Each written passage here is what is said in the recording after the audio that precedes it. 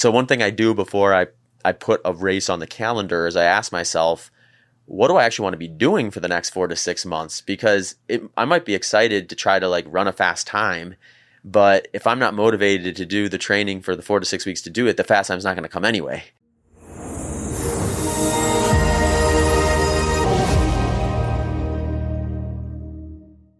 Zach Bitter, welcome to the show. Thanks for having me on. So, just to give people a little context for who you are, you're the fastest American to run 100 miles at 11, 19, 13 total time, 6:47 per mile pace. You ran on the treadmill 100 miles, 12 hours and 9 minutes. You're the current 12-hour American record holder for distance, which goes to 104.88 miles. You're a 4-time national champion, 50-mile run in 2012 and 15, and 100 kilometers in 2014, 100 miles in 2021. And you also ran 24.6 miles just today. Yeah.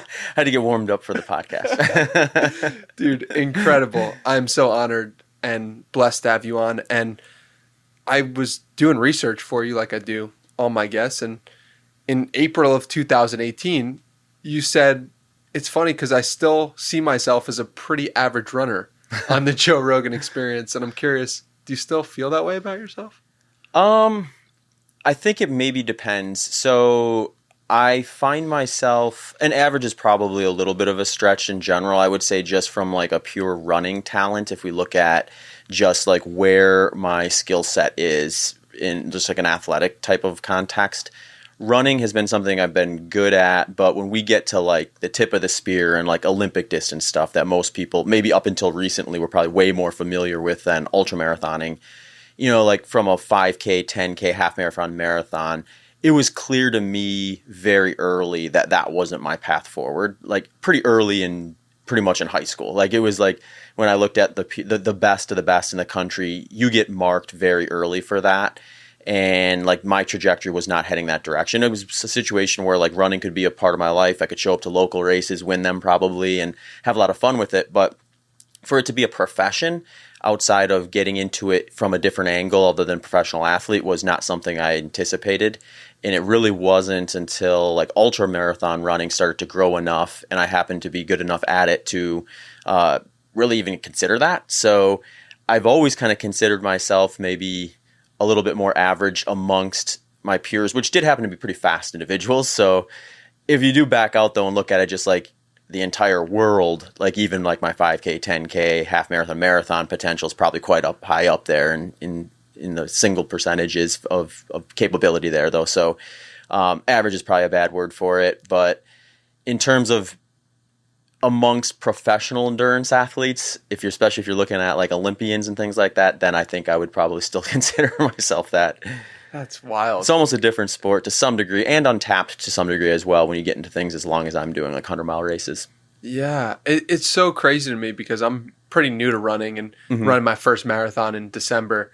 And I'm just noticing the ways in which it's shaping my brain. And I'm also noticing the trend, broadly speaking. More and more people have gone from lifting weights to running.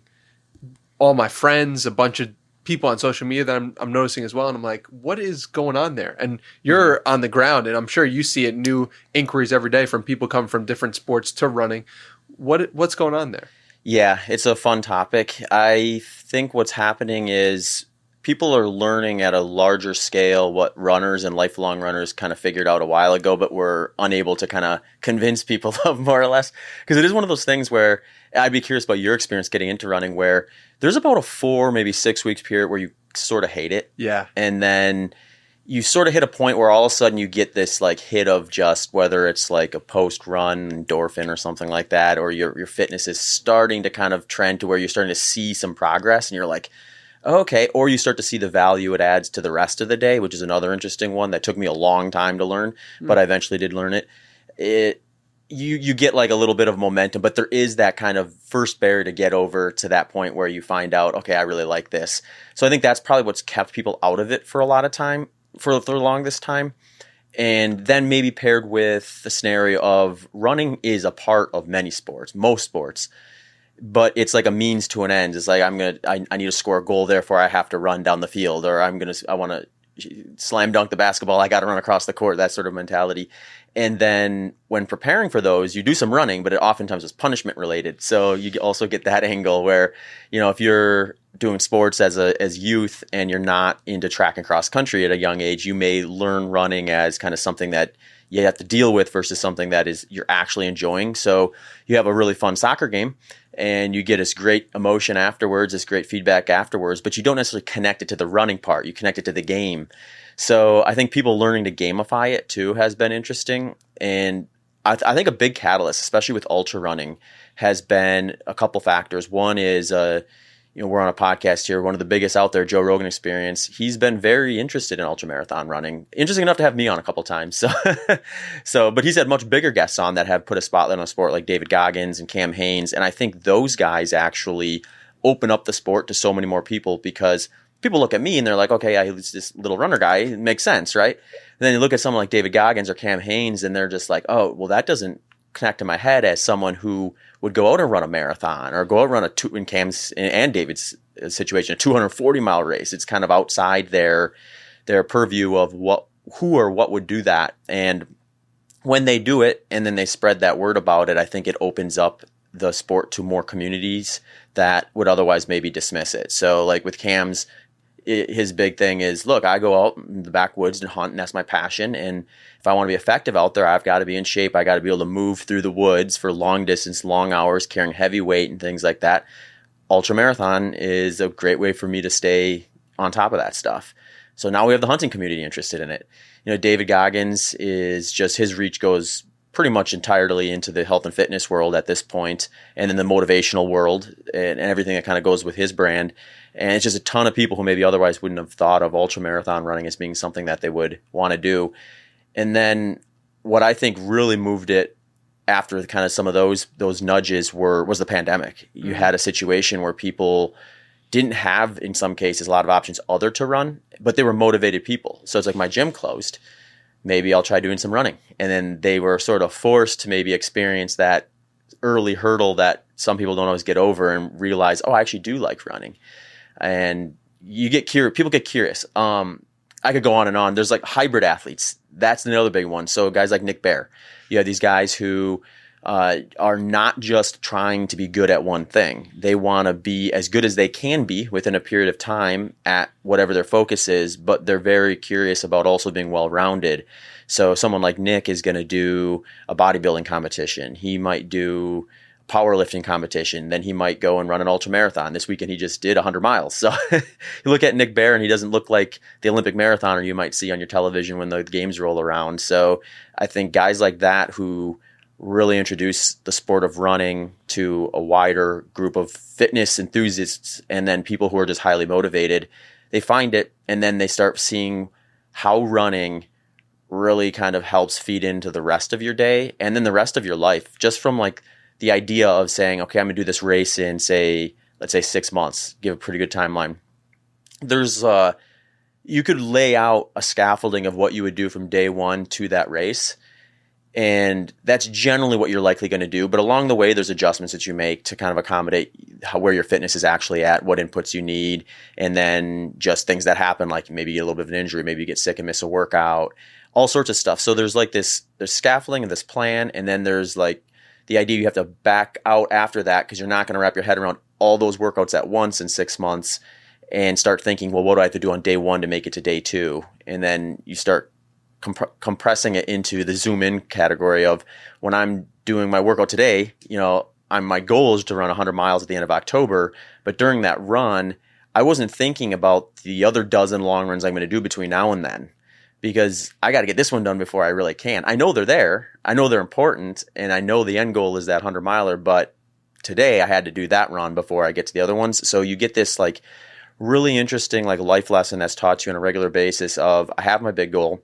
But in order to get my big goal, I have to do all these little things to get there that lead to it. So you really practice your mind in being able to have the big goal in the back of your mind, but don't let that be your only driver. Because if I'm thinking about how I want to do well at this 100-mile race, that entire long run, I might start losing sight of what I need to be doing in that particular run, and enjoying the things that I'm doing in the process along the way as well. So I think people start to learn that too, and they add some structure to their training. Yeah, I mean, it's a really fun topic, and I think it's something that's going to continue too. So I'm excited to see the sport grow and see more people come into it. Yeah, it kind of seems like the way I was thinking about it was like basketball players in the 1950s. Yeah. It's like, that's what Zach Bitter will be known as, like one of the great basketball players who was there before. Yeah. And I think I see a smile come on your face because, like, have you thought about that comparison as well? Yeah, absolutely. I think, well, one thing I find really interesting about the sport is, like you said, it's both old and new at the same time. So like they had ultramarathons back in the 1800s. They looked a lot different. And the funny thing is the ones that are more popular today didn't exist yet. So a lot of people think of ultra running as this new thing. And its popularity is new to the extent that it is now, but it sort of has been there. But then you have like the growth of it from what has been like, I guess the way to maybe think about it is, even though it's old, the popularity of it was a pretty low level thing. And then we see this kind of like more like straight line up type of explosion of it. Yeah, exponential. Yeah. Thank you. Yeah. So you get that exponential growth, which it seems to be continuing to go to the point where like we're probably still not that far on that curve up. So yeah, I mean, I think probably in 10 years, people will look back and say like, oh yeah, remember when we thought Zach was fast? He did a great job of maybe showing us what we could do at the time. But now we have guys running routinely like under 11 hours on runnable courses, like well into the 10-hour range and things like that. And I'm excited for that because I think it is just a part of the sport that's just going to kind of continue to build, and to be able to kind of be a part of the process as it grows. One thing that I was really, if I look at my career as a whole right now, I had some good races early. Like when I first started really understand like just the breadth of the sport of like what you could do within it. And for just a simple example, you can do 100 miles on a 400-meter track, or you can go out onto one of the steepest, gnarliest mountains you can find and do 100 miles out there, and they're all considered 100 miles. So it's like, okay. And I didn't really wrap my head around that breadth of the sport when I got into early, and my introduction was on runnable trail.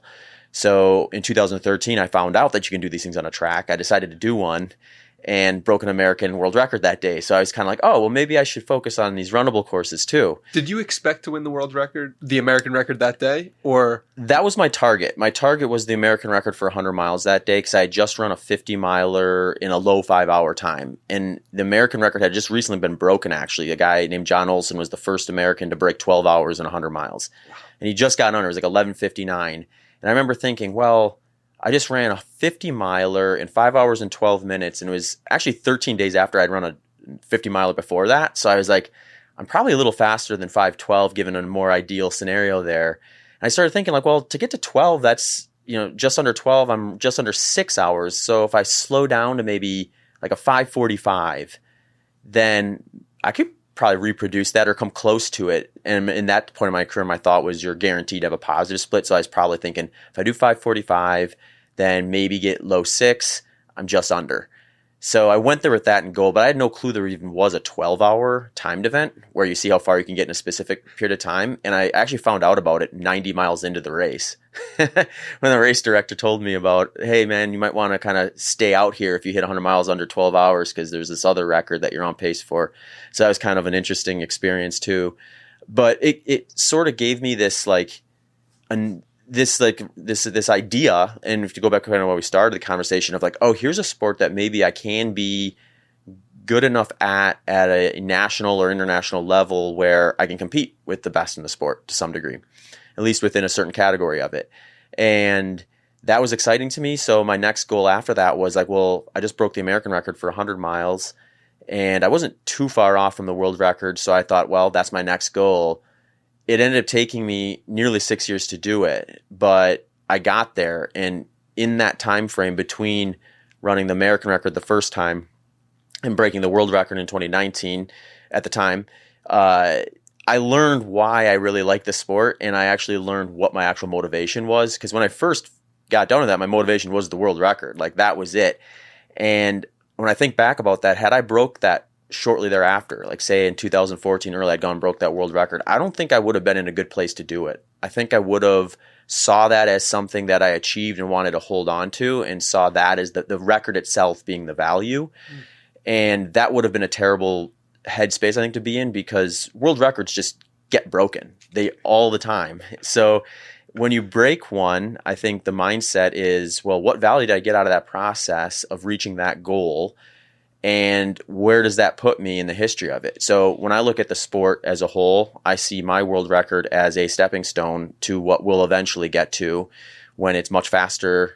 I mean, it's already faster than I did it, but when it's much faster than that even, it'd be kind of cool just to think about, like, yeah, this is how all sports really do work. You have these like degrees of ability that we know within a certain time frame, and then both technology and just improved protocols, and then ultimately probably just dearth of talent above and beyond what you're typically getting, to the point where now you get to the point where you have really marginal spots where we're breaking records by fractions of a second or a second in some cases, where I think it'll be cool when ultramarathon gets to the day where it's like someone's coming down that last mile and it's really down to like 5 seconds as to whether they break that course record or they break that world record, versus, oh, so-and-so's 45 minutes ahead of course record, they're going to break it. The question's by how much? Because that's kind of where we're at right now. We're still seeing a lot of records get broken by larger margins. In fact, Courtney DeWalter, who's a very recognizable name in the sport, just broke the women's Western States 100 record, which was considered one of the more stout course records.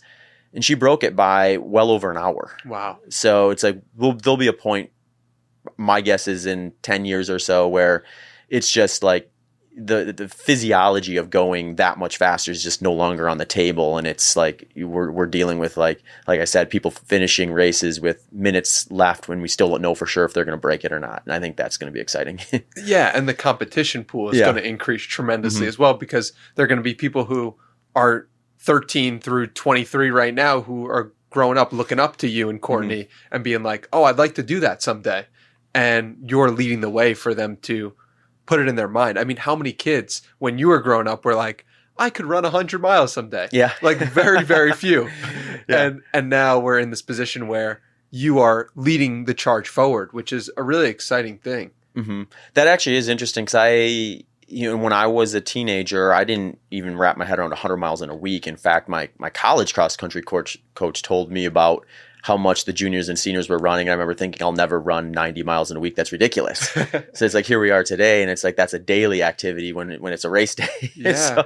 So it's like, to think that, and I've had high school kids reach out to me and say, hey, I really think that sport is cool. I want to do one someday. And I'm just thinking, wow, that's awesome that they already know about it, versus finding out about it maybe later in life just because they happen to bump into something odd like I did, where I was looking for a marathon and saw a 50 miler there. I was like, oh, well, maybe it's only 90 minutes from the house. Maybe I'll just try it and see what happens. It seems so go with the flow. But what I love about your approach so much is something you talked about before, which is like how you view the record and breaking the record as part of the story of the sport, rather than just something you hold on to for your own ego. Mm-hmm. And I think that's a very rare thing to have in terms of mentality. Where does that come from? I think it probably is partly due to the way I look at it is I've had very local experiences through my life in sport versus big global experiences. I had a conversation with a guy named Steve Magnus, who he had a global perspective very early, because he was one of the top runners at his age at a very young age. And in fact, he ran like a 4-minute mile in high school. So he was ranked national or internationally as a very young individual. And everyone's like, well, natural progression, he's going to be here. He's going to be our Olympic medalist. So he had his whole life planned out for him by other people. Wow. Whereas my experience was very much like, okay, I made the cross country team. I made varsity. Oh, that's cool. Oh, I'm the third person on the varsity team. That's awesome. I'm scoring points for the team. I'm the fastest runner on our cross country team. I made state finish in the top 25 in cross country, make state in track, that sort of stuff, where it was like I was introduced to the next phase of what I was ready for at a gradual enough pace where I knew sort of what was out there, but I didn't see it as something that was like, oh, that's mine to have or that's mine to aspire to. It was more, this is where I'm at right now, and this is what I want to achieve with it. And for one reason or the other, I didn't get too far ahead of myself, I guess. So when I did get to the point where world records were something I could consider, I think I had that kind of background to reflect on and think like, okay, let's look at this realistically and see how this plays out. If I break this world record and that is my why, that is my purpose, someone's going to break it. I just lost my purpose.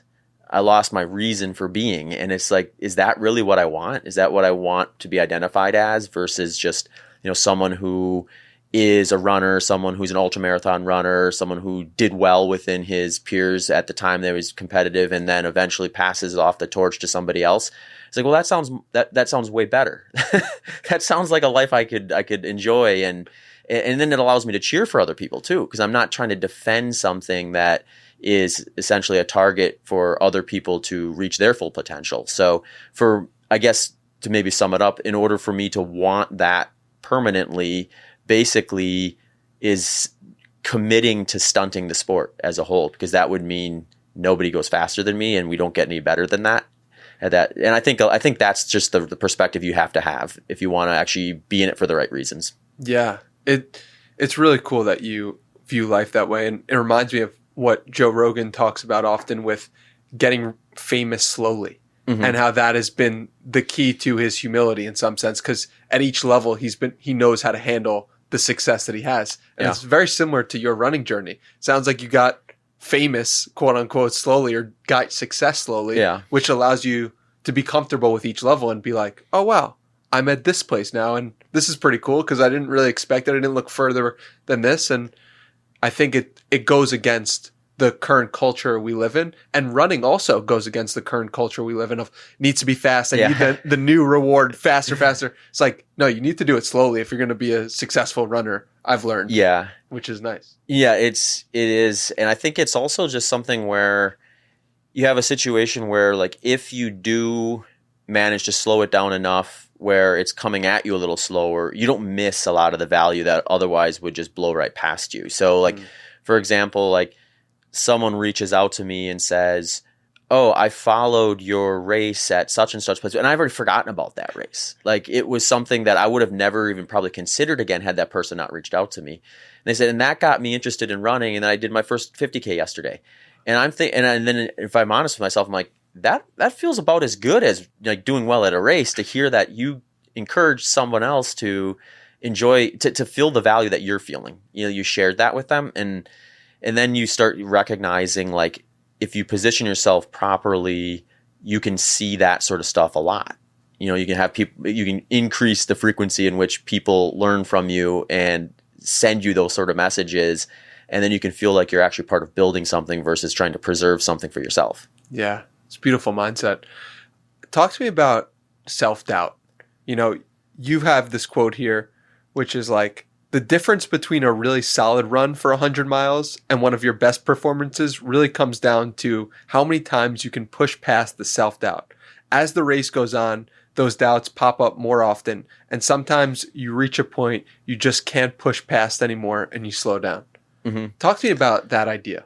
Yeah, this is one of the more, I think, interesting things about the sport, and I think it's probably one of the things that will keep me in it longer. Amongst other things, but one of it is like, you have these experiences, I think, and I've probably been in the sport just long enough to recognize these different points where, you do a race where you hit a spot where it's like this mental wall of like, okay, this is all the faster I can do. This is what I have. This is my potential. And usually afterwards you think back about it and think, well, maybe there's a spot here and a spot there.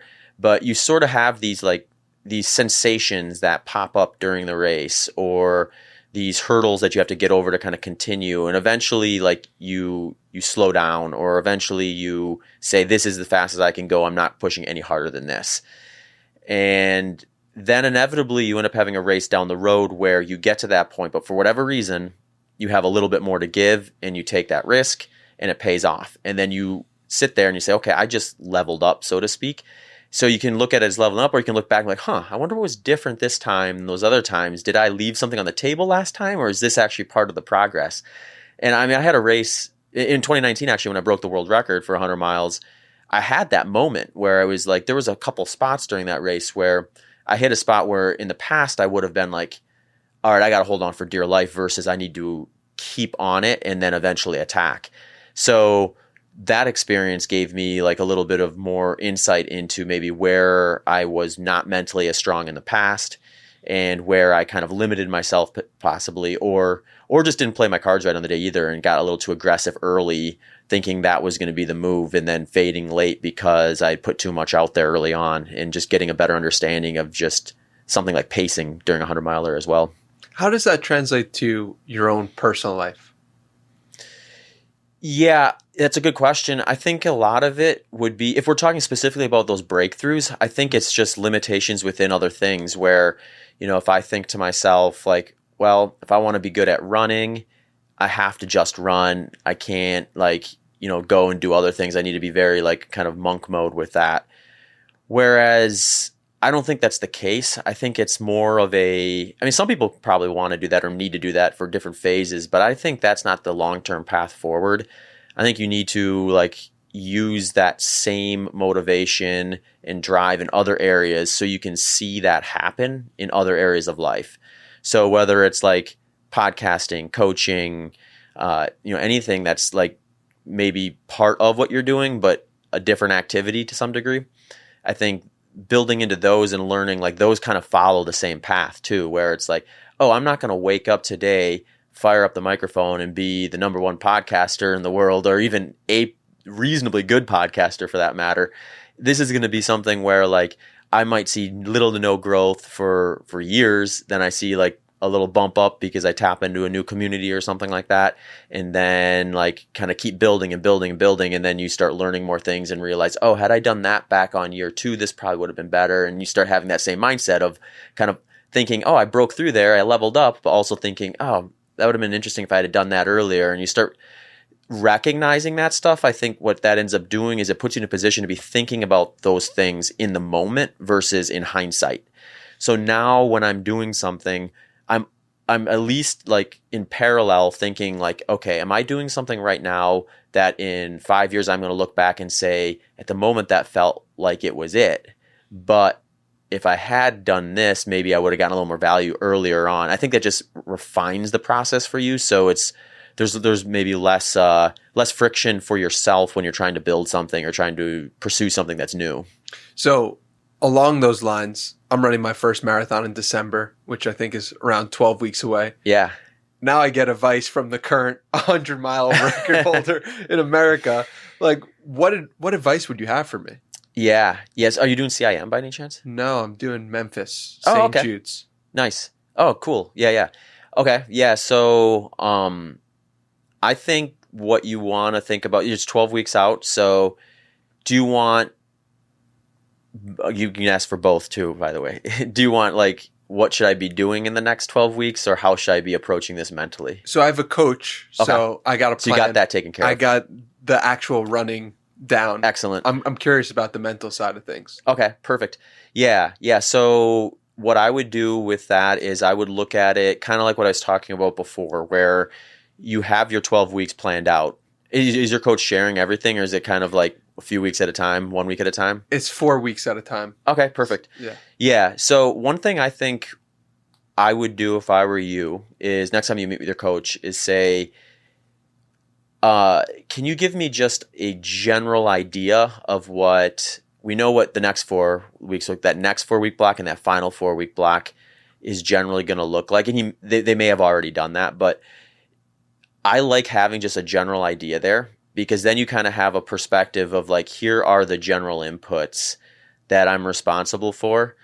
And they're like little check marks. They're little goals. So when I think of it, just something as simple as if I have a day that I've got a lot of stuff to do, or a week maybe even, and I sort of have it on a calendar or write it down, when I finish one, if I like actually pause and even physically check it off or cross it off or delete it from the calendar or whatever it is I'm doing. Just that kind of like physical like acknowledgement, like, oh, cool, that's one step closer, is I think a huge motivator. And what I find with long-term goals and even like the last 12 weeks of your plan is they sort of have a little bit of a waning in how motivating they actually are. So I think we see this all the time with New Year's resolutions. Someone on January 1st, they're like, all right, we're cleaning up the diet, going to the gym. By December 31st next year, I'm going to be 30 pounds lighter, maybe 30 pounds bigger. I'm trying to bulk up, whatever it happens to be. And then they're super excited about that. They hit the ground running, see gym memberships shoot up all of January, and then they overbook because they know everyone's going to stop coming by February. And it's because I think these people set these really great long-term goals, but they didn't scaffold it and see where those little wins were along the way. So for someone who's never gone to the gym before, what they should be doing is just checking off the increase in attendance to the gym as a win, even if they go there and have like a subpar workout or do like just a fraction of what they think they want to be doing or what they originally planned to do. You showed up and you went there. That was before you did what you did before. In your case, you're further along than that. So you've got 12 weeks and you have a draft of kind of what you're going to be doing for at least the next 4 weeks. I think actually looking at those and seeing like, here's where I can like win the day and really take value in just the reward that is checking that off the list versus only having that end goal of doing the marathon and whatever goals you have for that. That's really helpful. I'm curious. I know there's going to be a lot of people listening to this who have done marathons before. They've done ultras. But they look at someone like you and they're like, oh, wow, like this guy has really done it to the level that it should be done. And I'm curious what advice you would have for people who maybe are more intermediate in the marathon game. Sure. Yeah, I mean, I think the people who are more intermediate, they have probably a few more opportunities actually with it because it's just less refined. So like, for example, if I go through a training plan for a runnable 100-miler, it's not going to look drastically different than the last time I did it. But my hope is that I have slight improvements, or at least I follow the progression that I need to do in order to get there in a way that makes sense, that I'm going to be able to target the goal I set for whatever my race is next. Whereas if someone who's a little more intermediate or less experienced with it, they have the opportunity to see a lot of growth. So it could be something as simple as like picking progress monitoring points in their training where let's say they're going to be working on a variety of intensities throughout the plan most likely, but let's just simplify it and say like they just go out for an easy run, relatively speaking, like easy, whatever feels comfortable, like a pace that they feel like it can sustain, and actually document like your improvement through some things, like whether you're collecting heart rate, whether you're collecting perceived effort, or I would advise both if you can, and then watch that improve, because you're going to see movement in that, and that is going to be the reward that you want to see and keep you motivated. So although that end goal won't necessarily keep you as motivated throughout necessarily, seeing like, oh, on week 3, I'm running a little bit faster at this same heart rate as I was back on week 1, or I had this, at this perceived effort, I traveled 30 minutes further than I did on week 1. And it didn't really feel like it was harder to do that. It was just, there's a lot of these little things in there that you can do to just see your self-improvement. And I think being aware enough to look for those versus just always looking at it as just like something you have to do, or following the schedule and thinking about it with nothing else other than that. What are some of the ways you've kept it fun for yourself after doing it for so long? Yeah, ultra running is great with this because it is, I have so much respect for like pro marathoners because they sort of have the same thing over and over again. It's like they can't just decide, all right, well, now I'm going to do, I mean, they can, I guess, but they're probably like professionally not necessarily encouraged to do this. But for me, it's like, and I have these points in my career where it's like, I've just gone through the repetition of training for like a flat 100-mile race, maybe even a track 100-mile race. I need to step away from this for maybe half a year, maybe even longer, and just prepare for something a little bit different. So like if you look at just like the way I've kind of done races in the past, you'll notice, oh, there's all of a sudden there's this like trail or mountain type race in there, and I'm training for it versus just kind of jumping into it for fun. And that is very strategic in the sense that I hit a point where I was like, I finished a race and I'm like, I just don't have the edge I need to really feel motivated enough to go through a 4 to 6 week training block and then get on a track and run a fast 100-mile or get on a runnable surface and do that. So I'm going to take a break from that and focus on this other discipline within the sport and kind of see all the differences with that type of training that's going to be required for that, and just really kind of dive into that. And then when I come back, I'll sort of hit the refresh button. So there's a balance between just overexposure, I think, to running in general that you want to be mindful of. But then there's also just like, what are you actually interested in training for? So one thing I do before I put a race on the calendar is I ask myself, what do I actually want to be doing for the next 4 to 6 months? Because I might be excited to try to like run a fast time, but if I'm not motivated to do the training for the 4 to 6 weeks to do it, the fast time's not going to come anyway. So like if I'm thinking to myself, I'd rather be running on the trails right now, I'd rather be doing some incline and some descending and really kind of switch things up for a bit, then I should probably pick a trail race instead of a flat runnable one. It's funny because you're thinking about that in the macro and talking about that in the macro, but when you're doing the 100 miles on the treadmill, you also did that in the micro. You didn't want to stick to one flat speed. Yeah. You varied them. Yeah. Which speaks to human nature and our ability to keep going through something if it's slightly different. And I think that's something I think a lot of people don't think about, consciously at least, is that ability to, you can change at any time. Yeah. If you're not doing it professionally. Right. Yeah. And nowadays you can change it a lot, as we've seen with some of the people where they're actually just like being public about what they're doing, and they gather enough people who are interested in following the process where, you know, there's a storytelling aspect to sport, especially ultramarathon sport. So I think, I don't want to get off topic too much, but I think one thing that's changed pretty drastically since I started was when I got into the sport, you raced for contracts, and that was kind of how you kind of became a professional within it. I mean, most people were doing other things too, or you like build a coaching business maybe, but really what kind of moved the needle on things was, you know, getting in a magazine frequently enough, showing up on awards at the end of the year, doing well at events, and generally showing brands and people that could support you or potential coaching clients that you're out there doing it, right? So what's changed, I think, since then is that's still very valuable, don't get me wrong. But if you build a community of people who are generally interested in what you're doing along the way as much as the outcome, you can build a business around that too. So you have like social media and stuff like that, where like if you're willing to kind of share what you're doing, give tips and educational pieces along the way, people will follow that. And then, you know, the rest of that stuff kind of comes to that as well when it comes to like making it a profession, so to speak. So that's been like the advent of social media is basically the big driver there, or just online content and just accessibility, I guess is the best way to probably put it, where now you have those other options to kind of make you a little more durable within the sport. So like if I get injured and can't race, I'm not entirely reliant on, you know, losing everything for a time being because of that, versus just leaning into some of these other things that I do along the way that are also important for kind of building a business and things like that. So that's interesting part of it.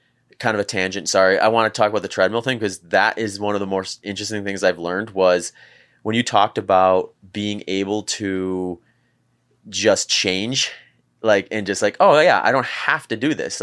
We sometimes put those expectations on ourselves, but then in reality, oh yeah, I can just stop doing this and do something else if it's more fun. And I encourage people to do that. It's like, if you're sick of running for a while, just get in the gym and do some strength work and see what that's like and get that experience. You can always come back. No one's going to close the door on you.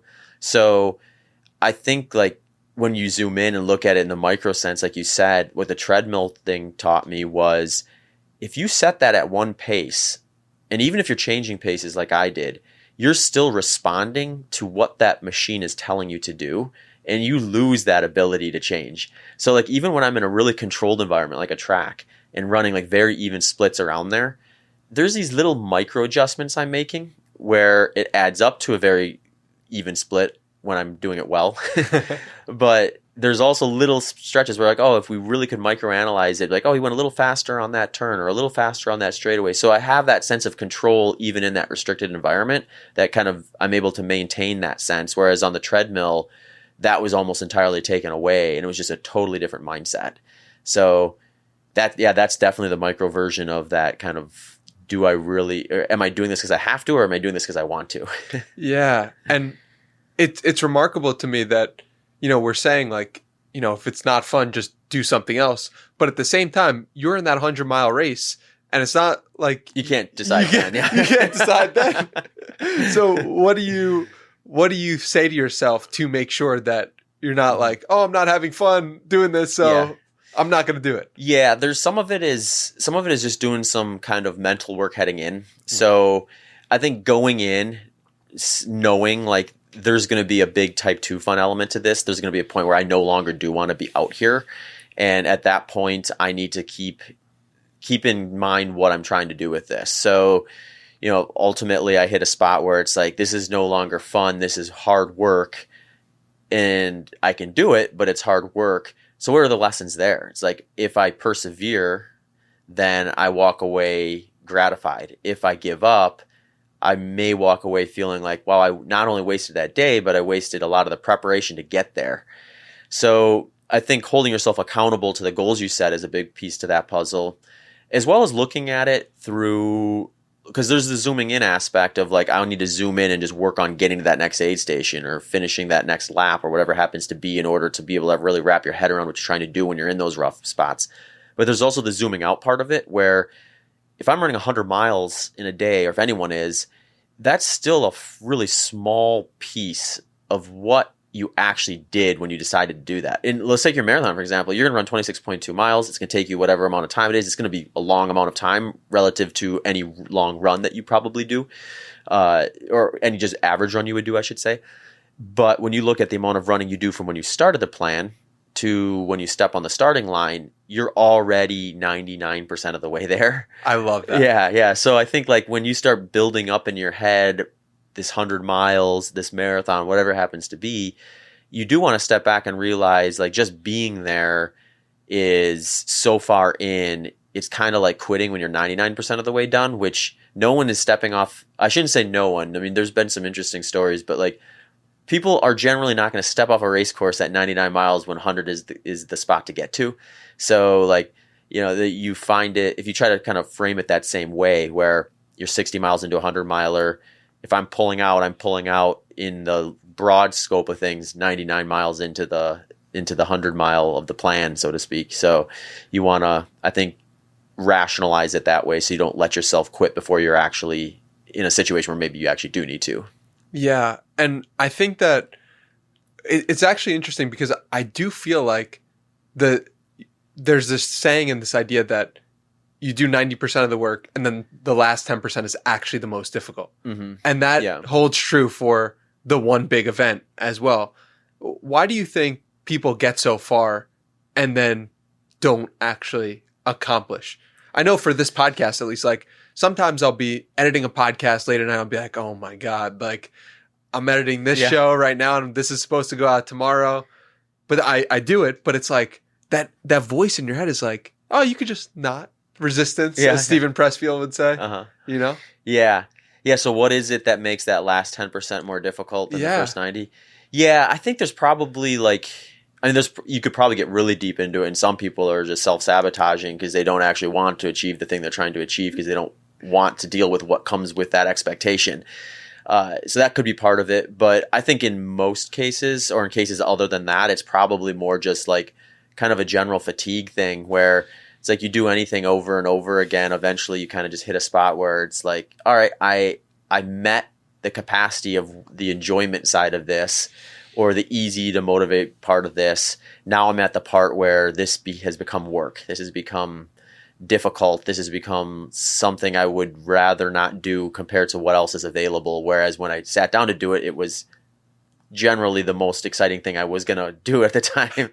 So I think that's probably the big part of it. And I actually think you should flip those times, though, because what I look at with those type of experiences, because I know exactly when you describe that, I'm like, oh yeah, I was just there, like editing a podcast. You're like, I got everything set up. All I got to do is make this little thumbnail, but I think I might not make the thumbnail. It's like we're so silly how we trick ourselves like that. Yeah. So what I look at with that now is like, I put myself in the position of the race. I'm thinking, if I did the training and I'm having a successful race 90 miles in, am I going to just like step away from that? And the mind is there for that. It wants you to some degree, to step away, or maybe not step off the course, but pull back, accept good instead of great. So I think in that situation, you have an opportunity to practice what you want to do when it's actually really, really important. So let's say I have a situation where it's something like you said, editing a podcast. Technically, I could probably just start 30 minutes early tomorrow and finish it on a fresh mind, and it probably wouldn't make a big difference. But the way I end up kind of my inner dialogue goes to, that's an option.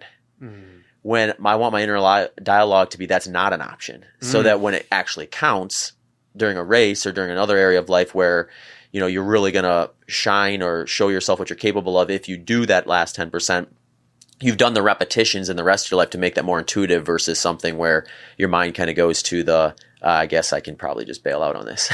You know, it's so true. And I think what really sparked it for me is like, it starts in the little moments. It's like, are you going to put the dishes away? Yeah. That, to me, in my journey of running, is related. Whether I put the dishes away or I finish the 5 miles that I have is like somehow related in my mind, because it's building the identity of someone who does what they say they're going to do and finishes the job even when they don't want to. And then the more I do it in running, the more my environment is now cleaner. Yeah. And I'm like, wow, this is so fascinating. Like, I'm literally changing my reality outside of running while running. And this is the coolest thing. Yeah, and then you ask the question, is running teaching you that, or is that behavior improving your running? And it's probably a combination of both. I mean, you're years, if not decades, ahead of me. I was, I would say one of the more interesting transitions in my life was when I started ultramarathon running. I was a full-time teacher, so I had a career that set those parameters for me. So it wasn't like I didn't get to decide whether I was going to go to school and teach the kids that day. It's like the principal would be quite upset if I just decided not to show up. So I knew I had to, so therefore I did. And oftentimes I'd go and I'd enjoy it anyway, which was great. But it's one of those things where like that first step is sometimes the hardest, to actually commit to doing the dishes or, you know, going into work. And then once you get there, you find, okay, I actually enjoy this. I had a good time, or you see the value in it along the way. But when I transitioned away from teaching and started my own business, now I was very much, you know, in charge of myself, so to speak. So it's like, okay, I have the option to maybe like slack off in certain cases and then procrastinate more. And you have to really, really be strict with yourself with that stuff. And I think those opportunities that you mentioned are just so much more valuable in that context, because you don't have them built into your day the way they did before. So yeah, now I think I'm always looking for those things of just like, you know, if I want to really, really maximize my productivity today, I would do this, I wouldn't bail out on that. And I find that to be such a great mindset to work on that fills into the sport of ultra running, to the degree where I've given this some thought lately. And I think this is going to be an interesting sort of piece to ultra running as it grows. Is, you know, most sports, they get to a level where there's a professional element there where, you know, like when LeBron James wakes up in the morning, he's thinking about NBA championships, you know, and he's going to build as much of his life around that to be like optimized. He spends $1 million a year on his body. Exactly. Yeah.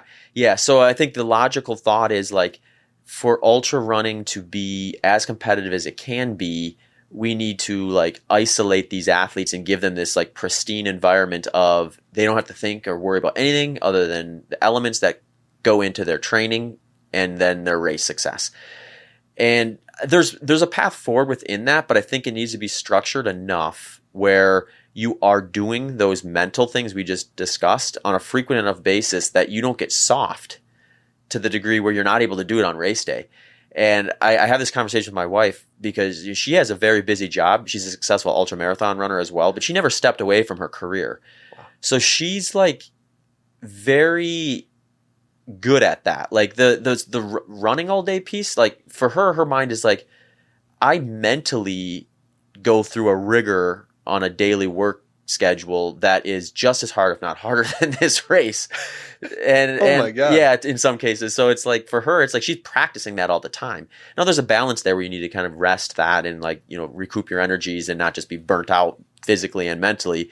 But I think if you time it right and you position it properly, you can use those things to really sharpen your mental side of the point. So you don't get into a race thinking like, all right, I'm 70 miles in this race. Physically, I'm there. I'm capable to do it. But mentally, I'm too soft to really push these last 30 miles the way I could actually physically do if I decided to do that.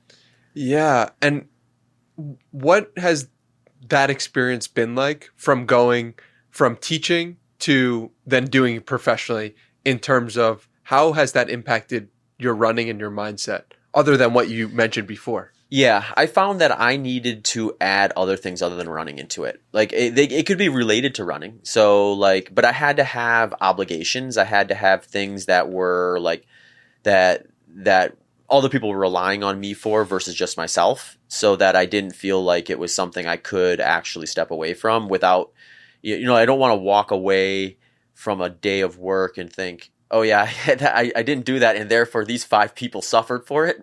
Versus I could walk away and be like, yeah, I suffered for that, but who cares? It's just me. Kind of a mindset. Yeah. So like I think like building a podcast, building a coaching business, and being consistent in social media is one of the newer ones for me, where it's just like, okay, there's a good avenue here that feeds into the other things I'm doing.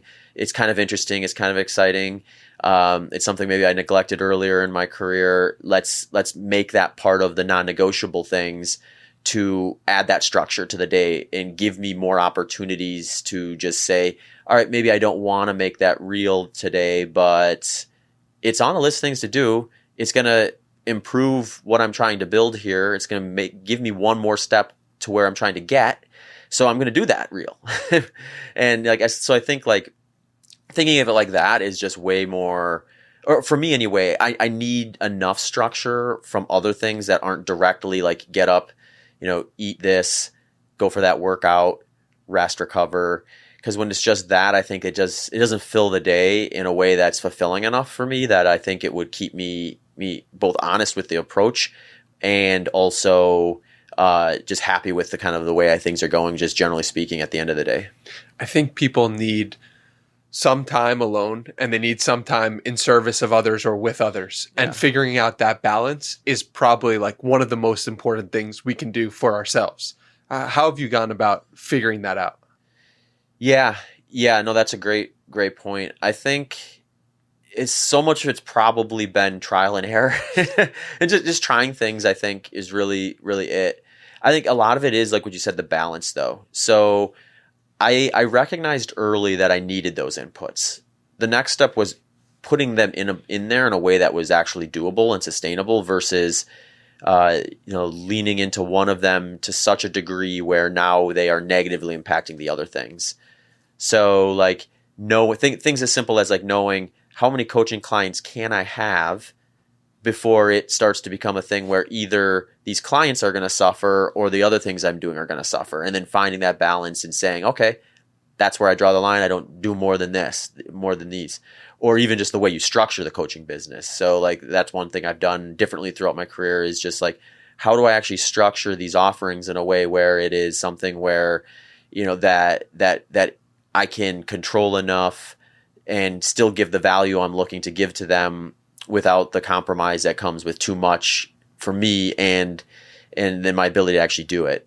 So I think it's always the balance and then also recognizing when these things tend to flare up. So things like the podcasting, I think, is a little more consistent where it's like there's sort of a repetition of like decide how many podcast episodes you want to do and then commit to that and then execute the plan and make that fit within what you have available to you. So like if you set out the year and you're like, okay, I've got a lifestyle that can support 3 episodes a week, well, do 3 episodes a week. But if it's just one, just keep it at one.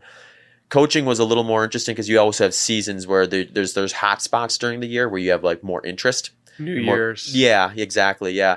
So like figuring out a way to like finding that balance where it's like, I know like by doing it this way, this is a sustainable business, but it's also set up in a way where like my race schedule doesn't necessarily like negatively impede upon like the growth points for that too. So kind of getting an idea of the landscape and kind of how it behaves is definitely like probably still to some degree an evolving process, but also one that I had to learn too, is just kind of figuring out the ebb and flow with that. And then also figuring out like where is the point in training, because it's one of those things where, and this is where ultra runners I think sometimes start making mistakes, is there is these long races, so the incentive to do more is kind of always there. So also figuring out on the training side of things, like where is the spot where I've done what I need to do and doing more isn't like there's a margin of diminishing returns here, so that I'm not also wasting time doing things I don't need to do in training and then losing out on opportunity to engage with the coaching side, the podcasting side, or volunteering, that sort of thing too. So like I host a volunteer group run on Sunday mornings, and that's something where it's like you look out at the landscape of everything and you're like, okay, where does this fit into it all? And it's very much into that side of reminding yourself why you're doing this in the first place. So like I go to that group run with a group of people, and one of them comes up to you afterwards and says, hey, like, I'm really glad you started this. This has really been a cornerstone of my kind of fitness journey. And you walk away from that experience thinking, well, that's going to fuel the next 2 days of work because I know I'm like doing things for other people, like voluntarily too, not just collecting a paycheck from somebody. So I think like you said, all those things sort of, I don't know that I learned them all at the same time, but I definitely recognized them when they appeared, and then started looking at like this is where they fit within the whole scheme of things. Yeah, what's really cool about you and looking at your story and who you are is like you could tell, or I could tell from looking and watching all the podcasts I did, is like there's such a curious element to you of like, oh, I'm trying out this diet. Yeah. I'm figuring out, all right, what's the best way to do this? I can notice on this turn, this is, and maybe that's just par for the course for what you see in your friends who also do this. But to me, it really stuck out because there's a curiosity, which is really cool. But then there's like a desire to give back and a teacher role that's really cool as well. Where do you think the curiosity stems from? Yeah, it's a good question. I'm definitely a curious person. I think I was probably always just a little naturally curious about different stuff, to the degree where, like, when I was younger, my parents were they supported that in the way where it was like there wasn't, I didn't have to do anything from just like an extracurricular stuff. I had to go to school. That was a non-negotiable, like all of us, right? But then like there's always like, okay, I was after school. I had some friends where it was like, I remember I had a buddy who said, oh, my parents, they said I can do 2 sports this year, so I got to pick between this and the other one. I remember thinking like, man, my parents are going to make me do something. And it's like I have to pick which one I'm going to do at any given time, but there's always going to be something that I have to do. But I could pick from anything. So that kind of opened the door to, oh, if I want to try soccer, maybe I'll try soccer. If I want to try to learn to play the piano, maybe I learn to play the piano. And I could do it, find out I hate it, in the case of the piano, or, play soccer and find out I really like this. Maybe I'll do it next season too. And I think that probably fed into it quite a bit. Just having kind of that environment as an early on of just like, there aren't really limitations in terms of what you can try. There may be limitations of what you end up being able to do at a high level, but trying them is something that is on the table. So I've always kind of kept that as like an interest point. And then I think it's just like when you have that, you just get curious about more things. And then when you pick something you're really passionate about, like I did with running, like I identified running as a passion of mine in college, and I decided at this point I had no ambitions of being a professional runner. It was like, this is something I'm willing to use free time for, to do on my own, despite it not financially supporting me in any way. And I just decided I liked it enough to do that. So then you start, that level of interest in something opens up your curiosity about all the inputs to it. So then the things like, how does the nutrition play into this? How do other things like cross training and strength training things play into this? So you just have these other avenues of interest that you can dive into throughout the years that you're kind of doing it, and try to fine tune them or add them in and test those things out. And I think that probably just fed into that natural curiosity that was fostered at an early age. And then where does the desire to help others and teach others come from? Oh yeah, that's a good question. I don't know. I wanted, my dad was a teacher, so maybe that fed into it to some degree. My impulse was to become a teacher, so there was probably an early desire, at least. I guess when I was young, there was a lot on the table in terms of what I could go after, assuming I was willing to work enough to get in the door, so to speak. I mean, there's some professions where there's a high bar, so it's like yeah, if you decide you want to do that, great. But now the next 10 years, you better be ready to go through the rigors of it all. But within reason, like I could kind of choose stuff, and I did gravitate towards teaching. So I think it was probably just something where likely a combination of the self-fulfillment of knowing that you had something and were able to share it. And then you could see the connection of, oh, this person was trying to achieve something or accomplish something, and I was part of them being able to do that, being part of a team, some sort of mindset. And part of that maybe just came from being able to explore that myself and see how that felt and how that kind of fed into my own ability to kind of enjoy life. So I think people are generally more happy when the people around them are succeeding too, because then like you likely sharing success with them, and you're learning from them as well. So I like to look at those sort of things as like teaching someone something is great from a giving standpoint, but it's also receiving in the sense that like if you watch someone accomplish a goal, you can learn from the way they went about it. So if we go back to what we talked about before too, like maybe I'm showing someone how to do something and I recognize, oh, they persevered in that spot where when I was at their point, I would have probably failed there. So you start wondering about like, all right, what are they intrinsically better at than I am? Or what is motivating them that wasn't there for me? And what can I learn from them? And then I think it sort of becomes this like give and take, this balance where maybe on the surface it looks like I'm helping that person, but they're actually helping me too. And I think a lot of that is just taking the time to recognize it versus just looking at it as like, oh, I'm going to do this because I'm supposed to, or I'm going to do this because it passively feels good to see them succeed because of something I helped them do, and really learn where the actual like kind of give and take is within those relationships. Yeah, it's beautiful. One thing I imagine, my grandpa has run a lot of marathons, and he did an Ironman as well. And there's a calm nature to him that is really apparent that you reflect as well. And I can't help but wonder, did the calm nature, was that before the running or is that a result of the running? And in some sense, I want to relate this also to meditation, in that I've spent a lot of time meditating, and it has really made me able to notice the thoughts, but without associating with them. And my grandpa has that skill. And in my brief time knowing you, it seems like you have that skill as well. Yeah, that's a good question, because I do think running has people ask me if I meditate a lot, and I kind of hesitate to answer the question because like people who actually sit down and meditate, they may look at like, oh, he went for a run, he's not really meditating. But I think I am, like to some degree anyway, maybe a very like entry level degree, where you do practice those things where you're sort of in this situation where you're with your thoughts and you're doing this activity that I think actually kind of fuels the thought process to some degree, or fires it up.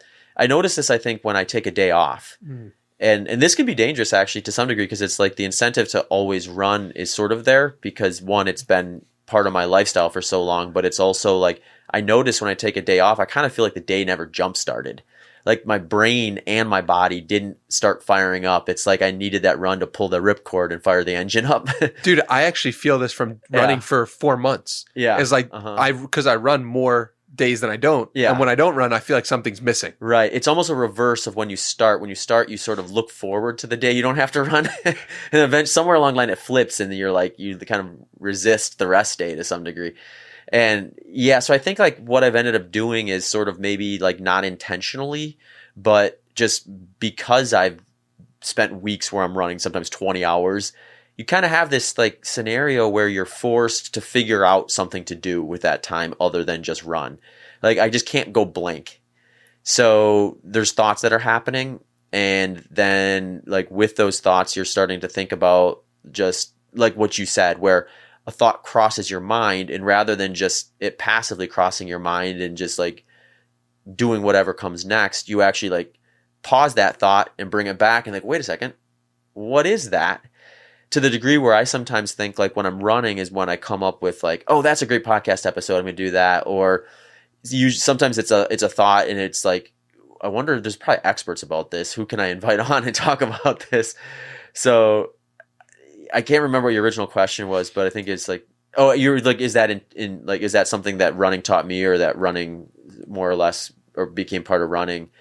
Um, I don't know. I mean, it's hard to know. It's part of it's hard to know just because I've been in some capacity a runner for quite a while. So like, this is my 25th year of doing an endurance race Wow. of some shape or form. So, I'm 37, so there's only 12 years without that. And even during those 12 years, I mean, I was young too, so half of them I hardly remember.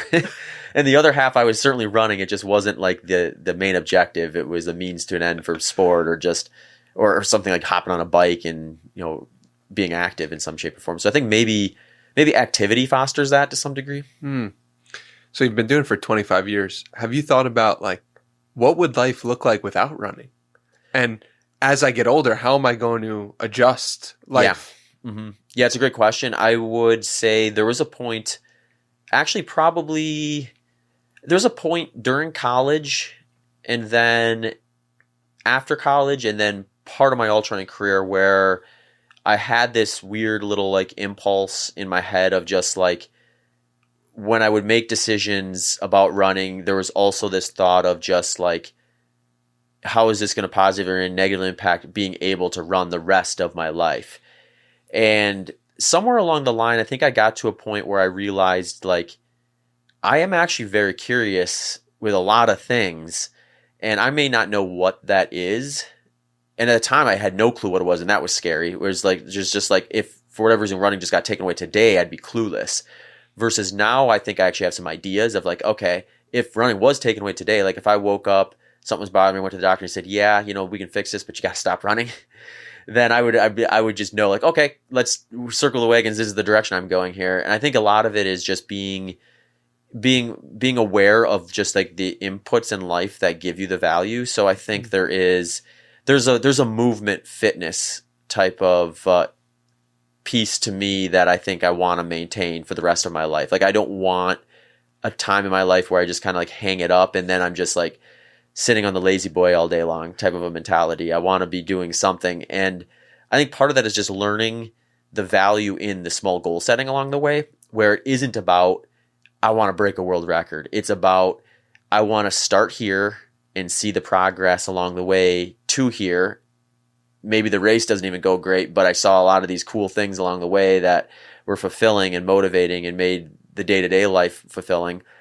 So where I can do that with a lot of other things. Like if I decided I wanted to do strength work or something like that, I'd actually have a lot of upfront excitement, probably because I'd be starting from such a low level relative to when I start a training plan for a race, that I'd probably see progress on like a daily or weekly basis at such a large level comparatively, that the motivation, I think, would just spiral to that. So I think like I would want, at least, I guess the biggest fear at this point would be a scenario in which I can't do any sort of like movement type thing. So like, quadriplegic or something like that.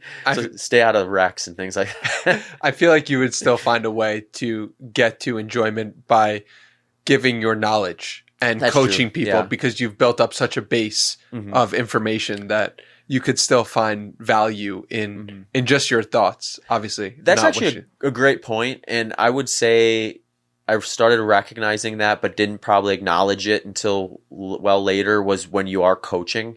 So like when I was a teacher, I would coach track and cross country as well.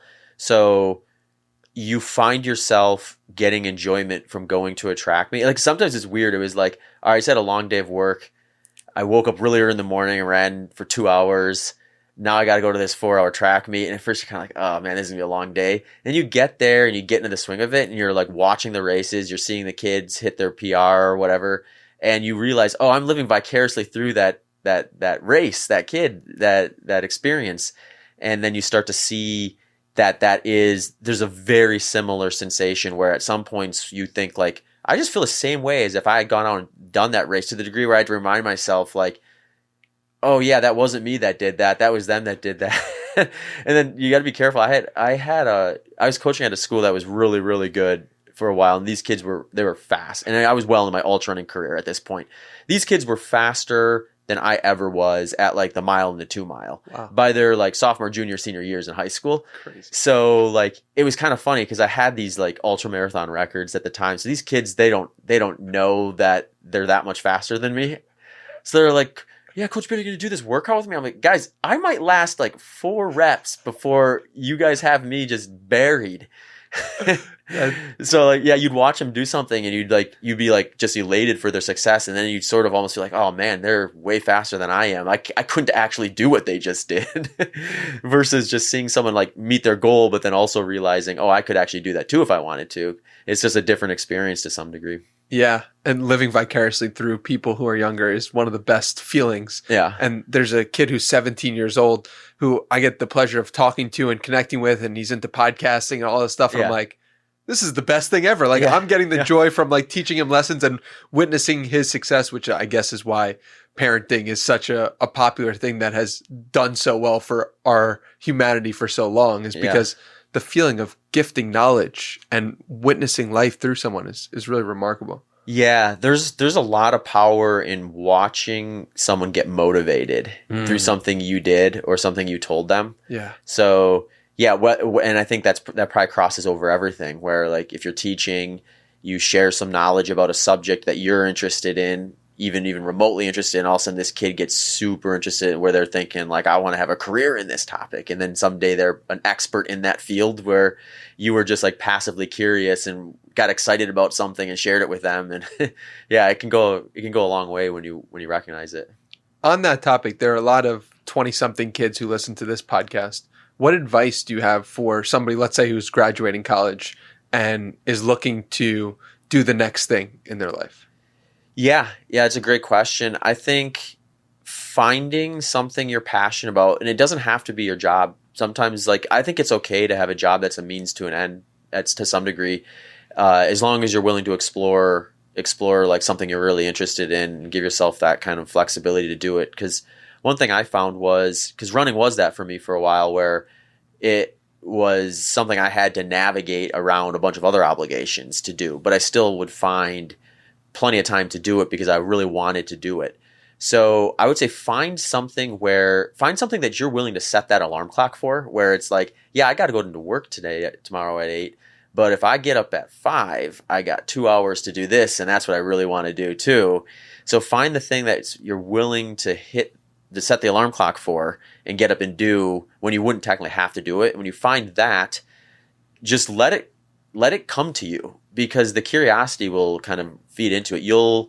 And maybe don't dive into it too specifically at first, because I think of myself where I kind of came to running with being super clueless and more or less just responding to what I was told to do for years and years and years before I even got around to thinking for myself within it. And I think that was useful for me at the time, and now to some degree, be open about it. Don't get too like regimental with it, and take bits and pieces and really learn them, and then let that set in, and then move on and take the next step to that and find what you're passionate with. And if you're young, if you're in your 20s like that too, like be open to trying different things too, because you're still very probably available in terms of what you might be interested in. So if you do find something that is initially exciting, you don't have to hold on to it for dear life. Like maybe it is exciting for you for 6 months, and you find out once you do get a little further into it and explore, like there's a bit of a dead end for me here. I'm no longer wanting to set the alarm to get up to do this. Take that as a sign, like maybe I should explore something different or pivot to some degree.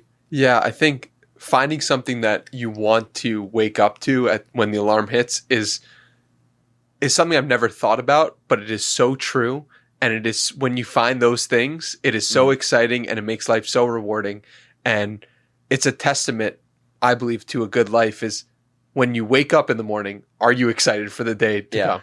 So simple, but so profound. I also like to end these podcasts with challenges and ask the guests for a challenge to leave the audience with, so that they could live a better life. Does a challenge come to mind? Let's see here.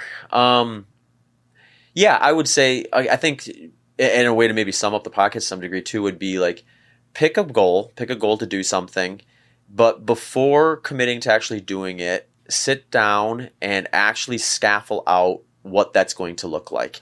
So pick something that's maybe, you can pick any timeline you want, and I would say be honest with yourself with the timeline, but let's just say 6 months. Pick a goal that you want to work towards for 6 months, but before like really engaging with that goal, sit down and actually reflect on where are at least some key inputs to this that I would need or want to likely do in order to get to that goal.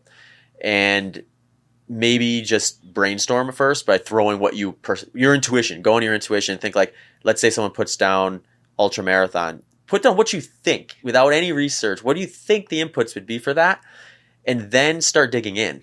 Because I think once you start digging in, that's where you're going to find out whether you're really interested in that goal or not. And if you're interested in what you find compared to what you intuitively thought originally, you're starting to kind of give yourself little things of interest and little topics to explore and different avenues to go down and really kind of get excited about the process or have like multiple exciting points to the process. And if you're still excited once you start finding those actual inputs that you should be putting there, then dig into that goal. Start building it out even further. I love it. So helpful. So much knowledge in this episode, and I'm really grateful for you coming here, for spreading your curiosity, for your dedication to the sport for 25 years. It's really remarkable.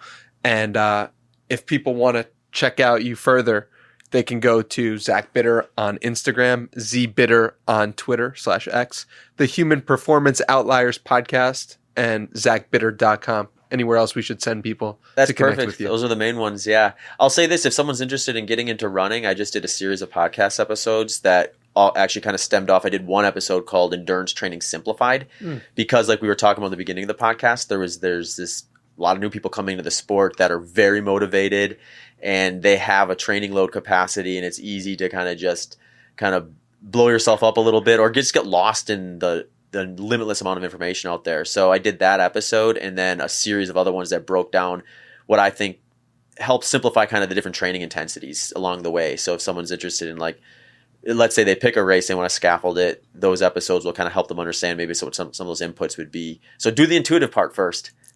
Put what you think would be there and then listen to those and see what you get out of it. How many episodes is that around? I think it ended up being, I added some extra ones like that were maybe a little more tertiary, like aid station navigation simplified and like mental training simplified.